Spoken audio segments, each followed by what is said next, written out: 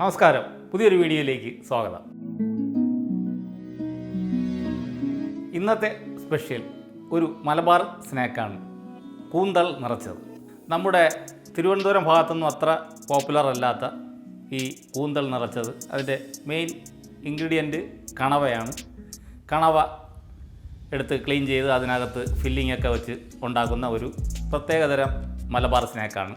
നമുക്ക് വീഡിയോയിലിട്ട് പോവാം. നമുക്ക് കൂന്തൽ നിറച്ചതിനാവശ്യമായ സാധനങ്ങൾ എന്തൊക്കെയാണെന്ന് നോക്കാം.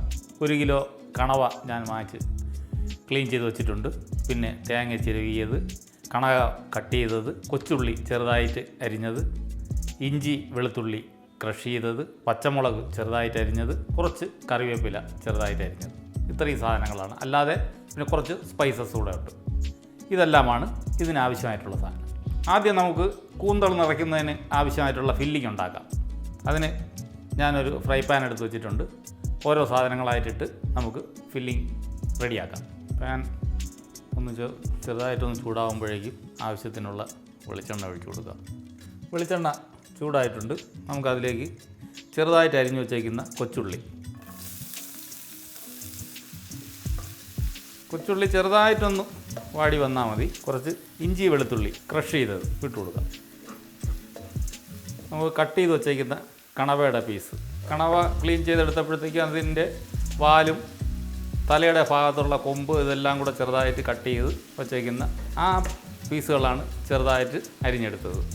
ഇനി നമുക്കിതിലേക്ക് ആവശ്യമുള്ള പച്ചമുളക്, ചെറുതായിട്ട് അരിഞ്ഞ കറിവേപ്പില, ചിരകി വച്ചേക്കുന്ന തേങ്ങ, ഇതെല്ലാം കൂടെ നല്ല രീതിയിലൊന്ന് മിക്സ് ചെയ്തെടുക്കാം.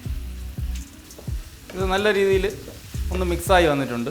നമുക്കൊരു 2 മിനിറ്റ് ഇതൊന്ന് അടച്ചു വെച്ച് വേവിച്ചെടുക്കാം.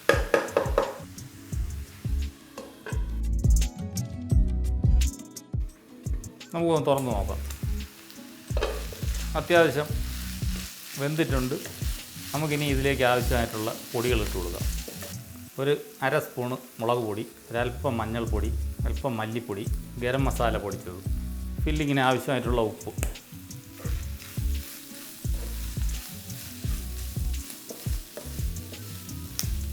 അങ്ങനെ നമ്മുടെ ഫില്ലിംഗ് ഇവിടെ റെഡി ആയിട്ടുണ്ട്. ഇത് തണുക്കാനായിട്ട് മാറ്റി വയ്ക്കാം, ഫ്ലെയിം ഓഫ് ചെയ്ത്. ഇത് തണുക്കാൻ ഇനി ഒരു 5 മിനിറ്റ് എടുക്കും. ആ സമയം കൊണ്ട് നമുക്ക് കൂന്തൽ കോർത്തെടുക്കാനുള്ള ഈർക്കിൽ തയ്യാറാക്കിയെടുക്കാം.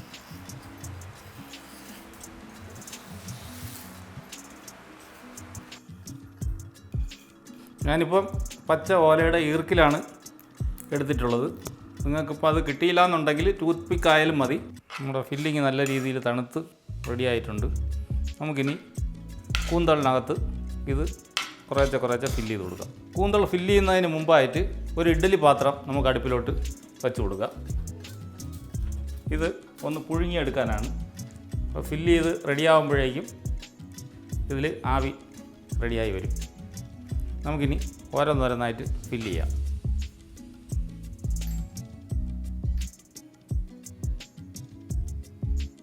ഇങ്ങനെ ഫില്ലിങ് കുറേശ്ശെ അതിനകത്തോട്ട് ഫില്ല് ചെയ്ത് കൊടുക്കാം.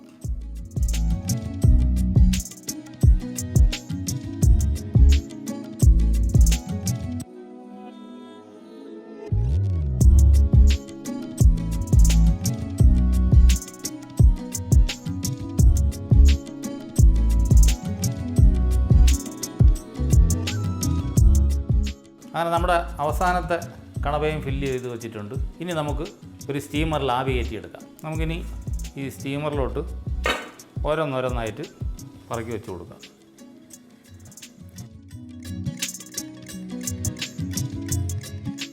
നമുക്കിതൊരു 5 മിനിറ്റ് സ്റ്റീം ചെയ്ത് എടുക്കാം. അപ്പോഴേക്കും ഈ കണവയുടെ പുറം ഭാഗമെല്ലാം നല്ല വെന്ത് കിട്ടും. അങ്ങനെ നമ്മുടെ സ്റ്റീം ചെയ്യാൻ വെച്ചത് ഒരു 5 മിനിറ്റിൽ കൂടുതലായിട്ടുണ്ട്. നല്ല ആവി വന്നു. നമുക്കിതിനെ ഒന്ന് ഇറക്കി മാറ്റി വയ്ക്കാം. മാറ്റി വെച്ചൊന്ന് തുറന്ന് നോക്കാം. നല്ല രീതിയിൽ വെന്ത് റെഡിയായിരിപ്പുണ്ട്. നമുക്കിനി ഒരു ഫ്രൈ പാൻ, വീണ്ടും അടുപ്പിലോട്ടൊരു ഫ്രൈ പാൻ വയ്ക്കാം. ഫ്രൈ പാനിൽ നമുക്ക് കുറച്ച് വെളിച്ചെണ്ണ ഒഴിച്ചു കൊടുക്കാം. എണ്ണ ഒന്ന് ചൂടായി വന്നിട്ടുണ്ട്. നമുക്കതിൽ കുറച്ച് ക്രഷ്ഡ് ചില്ലി ഇട്ട് കൊടുക്കാം. കാശ്മീരി ചില്ലി പൗഡർ ഇട്ട് കൊടുക്കുക. ഇതിന് ആവശ്യമായിട്ടുള്ള ഉപ്പിട്ട് കൊടുക്കുക. ഇനി നമുക്ക് ഒരു ഇച്ചിരി ടൊമാറ്റോ സോസ് ഒഴിച്ച് കൊടുക്കാം.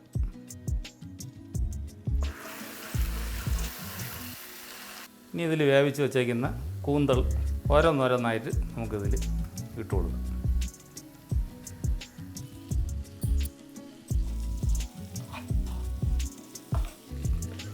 ഈ സോസ് ഇതിൽ നല്ല രീതിയിൽ പിടിക്കുന്നത് പോലെ നല്ല ഒന്ന് ഇളക്കി ഇതിലെല്ലാത്തിലും ഒന്ന് പിടിച്ച് വരുന്ന കൂന്തൽ നിറച്ചത് ഇവിടെ റെഡി ആയിട്ടുണ്ട്.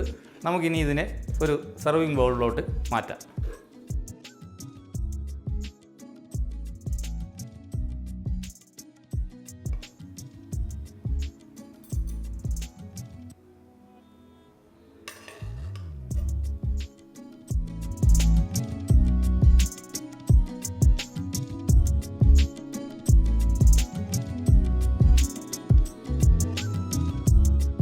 അങ്ങനെ നമ്മുടെ കൂന്തൽ നിറച്ചത് ഇവിടെ റെഡി ആയിട്ടുണ്ട്.